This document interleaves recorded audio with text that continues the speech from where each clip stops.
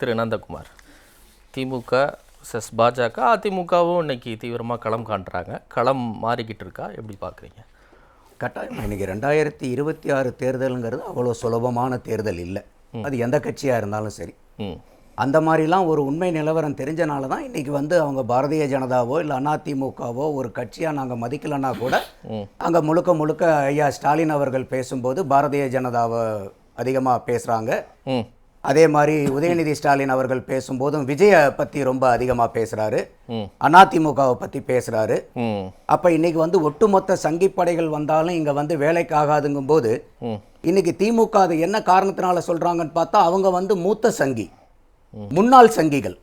அதனால் நாங்கள் மூத்த சங்கிகள் முன்னாள் சங்கிகள் இங்கே இருக்கும்போது சங்கிப்படைகள் வரும்போது எங்களோட தான் போட்டி போடணும், இன்னொரு சங்கிப்படை நாங்கள் இங்கே உட்காந்துட்டு இருக்கோம் அப்படிங்கிறத தான் ஒரு மறைமுகமாக அவங்க சொல்கிறாங்கன்றத நான் பார்க்குறேன்.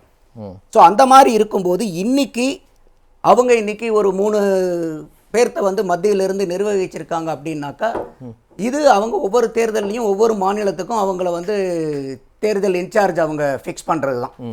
அப்போ அந்த தேர்தல் இன்சார்ஜை ஃபிக்ஸ் பண்ணும்போது இன்னைக்கு பியூஷ் கோயல் நீங்கள் சொன்ன மாதிரி 2019 தேர்தலையே இங்கே எலெக்ஷன் இன்சார்ஜாக இருந்தார். அவர் இன்னைக்கு கூட்டணி கட்சியில் பிரதானமாக இருக்கக்கூடிய கட்சியாக இருக்கக்கூடிய அதிமுக கூடயும் அவர்களுக்கு நெருங்கிய உறவுகள் உண்டு. அப்பயே சீட் நெகோசியேஷன்லாம் உட்காந்து பேசியிருக்காங்க. இப்போ அவங்க சொல்கிற மாதிரி இன்றைக்கி ஒட்டுமொத்தமாக அவங்களுக்கு தமிழகத்தினுடைய நீட்ட இதெல்லாம் தெரியலன்னா கூட, நீல அகலம் தெரியலன்னா கூட அவங்களுக்கு அரசியலை பற்றி தெரியும். இப்போ இதே தான் பாரதிய ஜனதா ஷியாம் கூட சொன்னார்ல, ஒரு 125 காலம் 100 ஆண்டு கால அரசியல் வரலாறு தமிழகத்துக்கு இருக்குது, ஒரு பாரம்பரியம் இருக்குது. அது அவ்வளோ எளிமையாக யாராலும் புரிஞ்சுக்க முடியாது. பாஜகவினரே இதை பல இடங்களில் பதிவு பண்ணியிருக்கிறாங்கன்னு. அவ்வளோ சீக்கிரம் வட மாநிலத்திலிருந்து புரிஞ்சுக்க முடியாது அப்படின்னு அது இன்னமும் தொடருது. இல்லை, இன்னைக்கு அந்த காலகட்டங்கள் வேற. இன்னைக்கு இந்தியாவில் இருக்கக்கூடிய 28 மாநிலங்களில் தமிழ்நாட்டை தவிர வேறு எந்த மாநிலத்துக்குமே அரசியல் வரலாறே கிடையாதா? தமிழ்நாட்டுக்கு மட்டும்தான் அரசியல் வரலாறு, அரசியல் லெகசிலாம் உண்டா? மற்ற இடத்துலலாம் மக்கள் அரசியல் அறிவற்ற மக்களாக தான் வாழ்ந்தாங்களா? இதெல்லாம் ஒரு பேச்சுக்கு, ஒரு ரிட்டாரிக்கு சொல்கிறது. இன்னைக்கு 2 எம்பியில் இருந்து ஆரம்பித்த கட்சி பாரதிய ஜனதா இன்னைக்கு 3வது முறையாக தொடர்ந்து வெற்றி பெற்று ஆட்சியில் உட்காந்துருக்காங்க. அப்போ போகிற போக்கில் பாரதிய ஜனதாவை நாங்களாம் ஒரு பொருட்டாவே மதிக்கலைங்கிறது ஒரு படத்தில் தான் வடிவேல் சொல்லுவார். அதாவது பில்டிங் ஸ்ட்ராங் தான், ஆனால் பேஸ்மெண்ட் வீக்காக இருக்குதுங்கிற மாதிரி இவங்க ரிட்டாரிக்கா மேடையில் பேசுறது ஸ்ட்ராங்காக பேசிக்கலாம். ஆனால் பேஸ்மெண்ட் வீக்காக இருக்கிறனால தான் இந்த மாதிரி வார்த்தைகள் எல்லாம் அவங்க கிட்ட இருந்து வெளியே வர்றதை நம்மளால பார்க்க முடியுது. அப்போ அவரே உதயநிதி ஸ்டாலினே இன்னைக்கு பெரிய அளவுக்கு இப்போ நீங்கள் இப்போ போன தடவை தேர்தலில் இப்போ ஐயா ஷியாம் கூட சொன்னார் 4 முனை போட்டி இந்த தடவை இருக்குன்னு. போன தடவை 5 முனை போட்டி இருந்துச்சு. அப்போ இன்னைக்கு 10 வருஷம் ஆன்டி இன்கம்பன்சிக்கு அப்புறம் தான் திமுக ஜெயிக்குது. அப்போ இன்னைக்கு எதிராளிகள் எல்லாம் ஒன்றா இருந்தாங்களா? இல்லை. அன்னைக்கும் மக்கள் நீதி மையங்கிற பேரில் கமலஹாசன் இன்னைக்கு இருக்கக்கூடிய அரசியல் ஞானி அன்னைக்கு ஒரு கூட்டம் வச்சிருந்தாரு. அதே மாதிரி தேசிய முற்போக்கு திராவிட கழகமும் அம்மா மக்கள் முன்னேற்ற கழகமும் அவங்க ஒரு கூட்டணியில் இருந்தாங்க. நாம் தமிழர் கட்சி ஒரு பக்கம் இருந்துச்சு, அதிமுக பாரதிய ஜனதா ஒரு பக்கம் இருந்துச்சு, திமுக இன்னொரு கூட்டணியில் இருந்தது. அப்ப 5 முனை போட்டி. அப்படி இருக்கும்போது இன்னைக்கு திமுக அந்த தேர்தலில் ஜெயிச்சுட்டு போயிடலையா?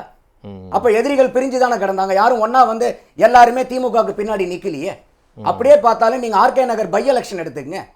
அன்னைக்கு பாத்தீங்கன்னா ஆளுங்கட்சிக்கு எதிர்த்து அத்தனை பேரும் திமுகவுக்கு பின்னாடி தானே நின்னாங்க. அப்ப அன்னைக்கு ஆர்கே நகர் பை எலெக்ஷன்ல டிஎம்கே டெபாசிட்டை லூஸ் பண்ணலையா? அத்தனை பேரும் ஒன்னா இருந்தோம். அப்ப இன்னைக்கு தேர்தல்ங்கிறது ஐயநாதன் கூட சொன்னாரு, arithmetic is not constant. Correct, arithmetic is not constant, it is ever changeable. I agree. But அதிமுக எடுத்த அந்த அரித்மெட்டிக்ங்கிறது it is in their lifetime worst case scenario. 10 வருஷம் ஆன்டி இன்கம்பன்சி, ஜெயலலிதாவுடைய மரணம், ஜல்லிக்கட்டு போராட்டம், நித்தம் போராட்டம், தூத்துக்குடி துப்பாக்கி சூடு, பொள்ளாச்சி பாலியல் வன்கொடுமை, நீங்க என்ன வேணா நீங்க லிஸ்ட் அவுட் பண்ணுங்க. வொர்ஸ்ட் கேஸ் சினாரியோலயே அத்தனை போல் சர்வேஸ் என்ன சொல்லுச்சு, ப்ரீ போல் ஆகட்டும் போஸ்ட் போல் ஆகட்டும், டிஎம்கே இஸ் கோயிங் டு ஸ்வீப்னாங்க. எங்க ஸ்வீப் பண்ணுச்சு? அதிமுக அவ்வளோ ஆன்டி இன்கம்பன்சிக்கு அப்புறமும் அந்த வொர்ஸ்ட் கேஸ்ல 66 சீட்டு. ஜெயலலிதா அம்மையார் இருக்கும்போது கூட 61 சீட்டு தான் ஜெயிச்சாங்க தனிப்பட்ட கட்சியா. கூட்டணி கட்சியா 75 சீட்டு ஜெயிக்கிறாங்க. அப்படி இருக்கும்போது ஐயா சொல்றதுல நான் கருத்து உடன்படுறேன். ஆனா அவங்க அந்த வொர்ஸ்ட் கேஸ் சினாரியோல வாங்கியிருக்காங்க. அன்னைக்கு 10 வருஷம் ஆன்டி இன்கம்பன்சி இருந்ததை விட இன்னைக்கு இந்த 4.25 வருஷத்துல அதிகமான ஆன்டி இன்கம்பன்சி இருக்குது திமுக அரசாங்கத்து மேல. இன்னைக்கு எந்த விதத்திலேயாவது இன்னைக்கு அரசாங்கத்தினுடைய ஊழியர்கள் ஒட்டுமொத்தமா ஒரு 90-95% திமுகவினுடைய வாக்கு வங்கிங்கிறது ஊரறிஞ்ச விஷயம், நாடறிஞ்ச விஷயம். ஆனா இன்னைக்கு நிலைமை என்ன இருக்குது? அவங்க சொல்றாங்க இல்ல நீங்க எதிர்க்கட்சியா இருந்தாதான் உங்களுக்கு மக்கள் மேலையும் தமிழ்நாட்டு மேலையும் தமிழ் மேலையும் தமிழர்கள் மேலேயும் பற்று வரும். நீங்க ஆளுங்கட்சியா இருந்தீங்கன்னா நீங்க உங்களுடைய சுகத்தை தான் பார்த்துப்பீங்க. அதனால அடுத்த தேர்தலில் உங்களைய நாங்க எதிர்க்கட்சியாவே இருக்க வச்சு உங்களே தமிழ்நாட்டுக்கு நலன் புரியக்கூடிய ஒரு கட்சியா மாத்தவன் யாரு சொல்றா? இவங்களுடைய பிரதான வாக்கு வங்கியான அரசாங்க ஊழியர்கள் சொல்றாங்க. சரி, இன்னைக்கு விவசாயிகளை எடுத்துக்கங்க.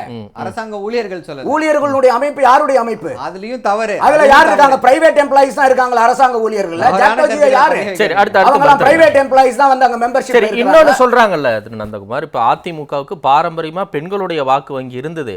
அந்த பெண்கள் வாக்கு வங்கி ஒரு 1000 ரூபாய் உரிமை தொகையினாலேயோ, விடியல் பயண திட்டத்தின் மூலமாவோ, புதுமை பெண் திட்டத்தின் மூலமாவோ, இன்னும் நிறைய திட்டங்களின் மூலமாவோ பல அரசியல் விமர்சகர்கள் சொல்றாங்க ஒரு மிகப்பெரிய பெண்கள் வாக்கு வங்கிங்கிறது அதிமுகல இருந்து திமுகவுக்கு ஷிஃப்ட் ஆயிருக்கு.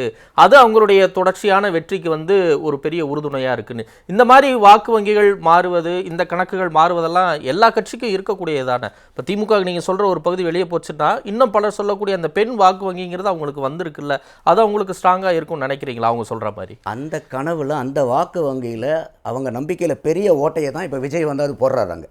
இப்ப இன்னைக்கு வந்து பாத்தீங்கன்னா ஒரு 4-4.5 வருஷத்துக்கு முன்னாடி நம்ம தமிழ்நாட்டுல குடும்பத்துல இருக்கவங்க பூரா ஒரு வயசு வந்த பொண்ணு வீட்டுல இருந்தா பக்கு பக்குன்னு அடிச்சுக்குதுன்பாங்க.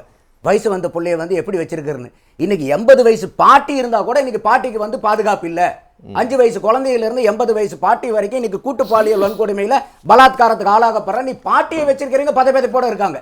அப்ப இன்னைக்கு பெண்களுக்கு 1000 ரூபாய் கொடுத்தா போதுமா? அதுதான் பெண்களுடைய பாதுகாப்பா?